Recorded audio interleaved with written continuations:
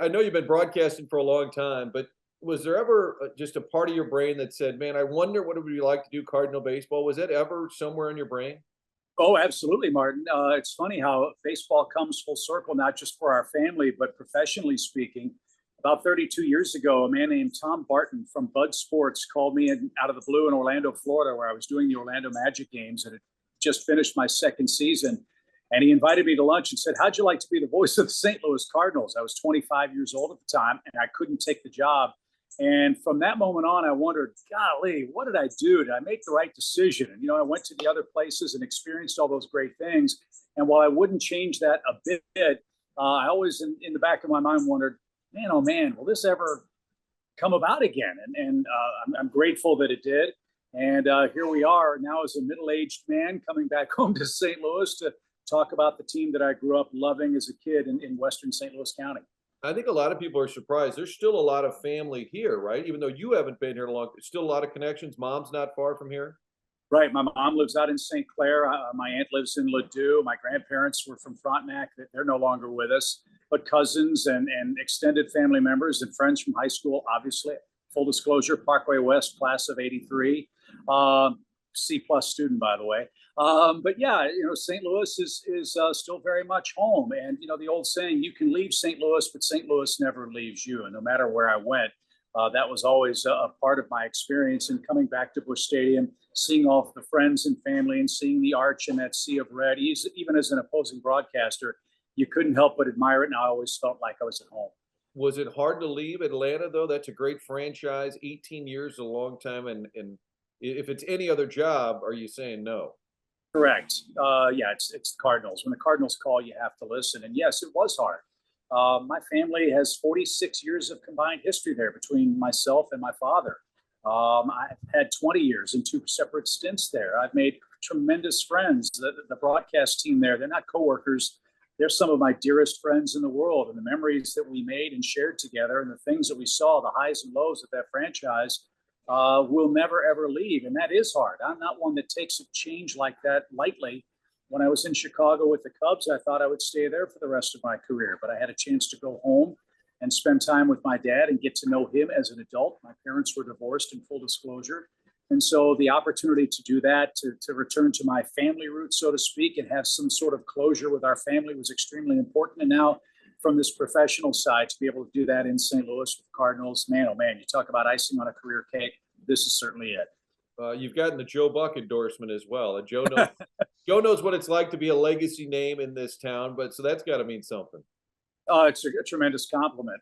Look, we're part of the nepotism crew. We get that. But I think Joe has certainly made his own way and his own name. And the same for me. My grandfather's been gone almost a quarter century. My dad's been gone 14 years. And opportunities still arise for me. And I'm very proud of that. I don't shy away from my family name, but I'm very much, Martin, my own guy. I take little elements of my grandfather and my father. Every kid does. The lessons that they provided me as a broadcaster and as a human being live with me to this day. And hopefully I'm passing those along to my twin sons who are broadcasters too.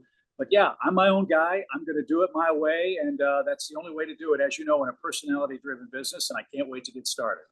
When you were growing up, did your dad, and I know you weren't around your grandpa that much, but did anybody ever say, "Oh, for God's sakes, go to law school, do something, sell insurance, don't do this"? Yeah, my dad did. People in St. Louis of a certain vintage will remember the story. My grandfather kind of tricked my dad into getting into the business. My dad was the exact opposite. He let me make my own decision. My maternal grandfather was maybe the most influential person in my life in the absence of my dad. Again, my parents were divorced, and he was a dentist in St. Louis downtown for 50, 55 years. And I thought very seriously about going to medical school. When I got to the University of Georgia, I had a journalism law professor, Dr. William Lee, and I almost went to law school. And my dad said, "Go if that's what you want to do." There was absolutely no pressure whatsoever. But number one, Martin, I'm a baseball announcer. I'm not smart enough to be a lawyer or a doctor. And number two, I am smart enough to know I didn't want to be in school 7 more years. So I went ahead and got on with the baseball career. But I'm grateful that my dad allowed me to forge my own path and make my own way. And I'm very, very pleased and proud with the way things have turned out so far. Was it ever hard early on? You joked about nepotism and Joe's dealt with it. Was it ever hard early on to be like, "Oh, there's a Caray kid. Yeah, his dad does, his grandpa, that's Harry's grandson." Like, did you kind of hear that from people or sense that? Of course, it's human nature. It's funny though. We've talked about it a lot as a family.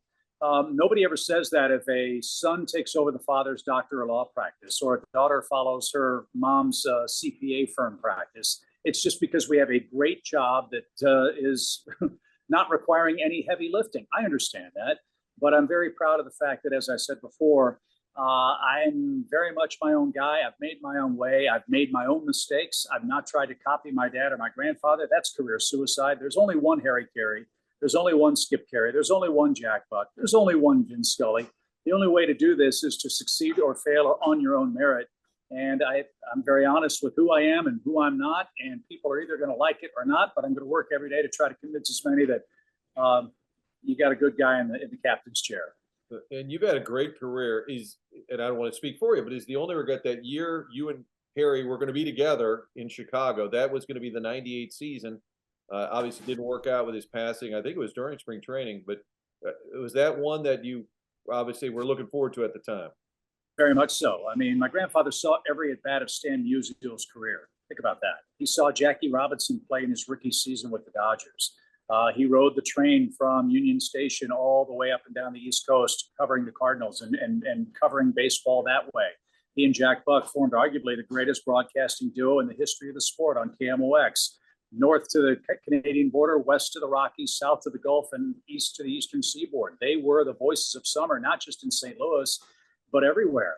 I would have loved the opportunity to learn about those baseball stories. But Martin, more importantly, I would have loved to learn more about our family history. My grandfather was basically an orphan. He grew up in St. Louis on LaSalle Street. His house is still there behind Union Station. I don't know what it was like for him growing up in St. Louis in the 20s and 30s. I know very little about his family life and where we came from. And the old saying, you don't know where you're going if you don't know where you're from. Well, that's a big hole in our lives that we all really, really regretted. And so, yes, I was looking forward to that '98 season more than anything else. And he passed away on Valentine's Day. And all of a sudden, I was thrust into the captain's chair in Chicago with his partner, with his team, his producer, his fan base, and his microphone, and had to make it work. And fortunately, like I did in Atlanta and elsewhere, I had a fantastic team to help me get through that, because it was very, very hard, not just from a baseball standpoint, but from a family standpoint for sure. It's interesting to hear. I don't know how often you've heard old clips, but like when the Cardinals win the '67 World Series, I think people's brain of Harry Caray is the microphone, the big glasses, the Budweiser. But if you listen, he's a great baseball announcer, but it was also very much matter of fact. At the Game 7 at Fenway, he's like, the Cardinals have won the World Series. We'll be right back. And like the bluster and all the big that came later. So there really were two different Harrys in terms of broadcast style. Yeah, there was the Harry Caray that was the Joe Buck, Bob Costas style. And then there's the Harry Caray that was the Will Ferrell style, right? And everybody remembers the Will Ferrell style because that was part of his charm. He just became so much more humanized in his latter years with the Chicago Cubs. But I think you're right, Martin. People forgot how technically good a broadcaster he was. And he and Jack were such a phenomenal pairing because they were salt and pepper. Their styles were so very different. And they seasoned the game so beautifully well on radio especially.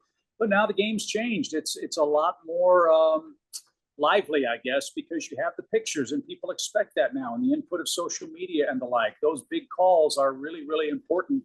And the rush to just call it right down the middle has gone the way of the dodo, which I like. I want the Cardinals to win every game they play going forward, and I hope that excitement is going to be reflected in the way I broadcast the games. And hopefully, like you said, in '67, we have a few more celebrations, a little more lengthy celebrations on the air than my granddad did back in the late '60s. Would you have been going to Blues games at the old arena? I'm trying to think, Federico and Sutter, maybe around that era back. What are your St. Louis memories? Oh man, St. Louis memories. Well, let's see. One of my first jobs was at Rich and Charlie's. I was a dishwasher at 141 in Clayton Road. That was fun.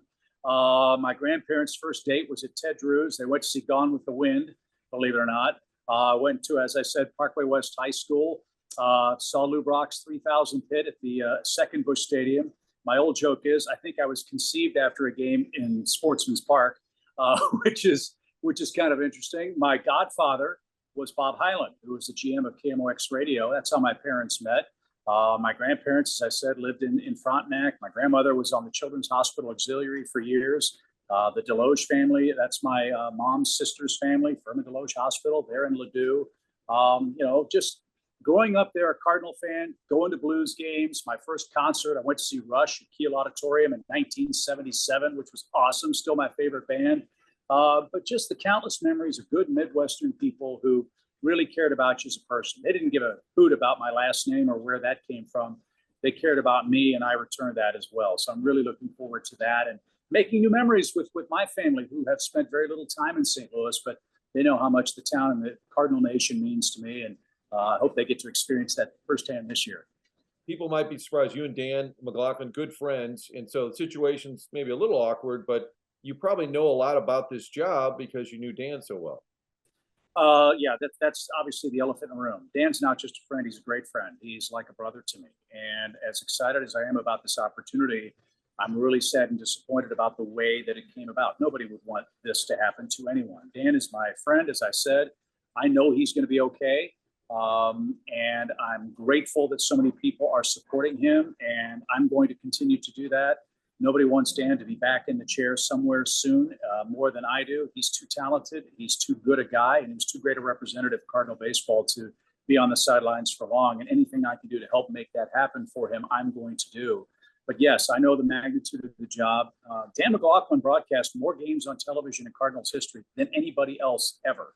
When you think about the great names that have had the honor of sitting in that chair, that's an amazing statistic. And I'm grateful for Dan for his friendship. I'm grateful for Dan's insights, and more than anything else, I'm glad that Dan's on the right road again. And I hope to see him again. And I hope when we do see him, Cardinal Nation will welcome him back with open arms, because I think he deserves that. And as an announcer, you always want to be part of a good team or have a team that has a chance. There's some baseball teams we know in spring training, let's be honest, they're not going anywhere. You're stepping in, you've got Arenado, you got Goldschmidt, you got a team that expects to win every year. Give me a level of excitement to be calling games with this particular group. Well, yeah, I mean, the parallel you mentioned earlier was the Cubs. When I got there in '98, nobody really knew what they were going to do. And I can't think of a better entree for a young novice announcer making his way to a new market than a team that wins. Look, ultimately, whoever's calling the games, you want the team to win. It's not what the announcer says or doesn't say. It's about what the team does. And when you have a good team, like you said, or a team in the case of the Cubs that surprises people, it becomes a great soap opera story that people are tuned into each and every day. You said it better than I could, Martin. This is a Cardinal team that won 90-plus games last year. They won the division going away.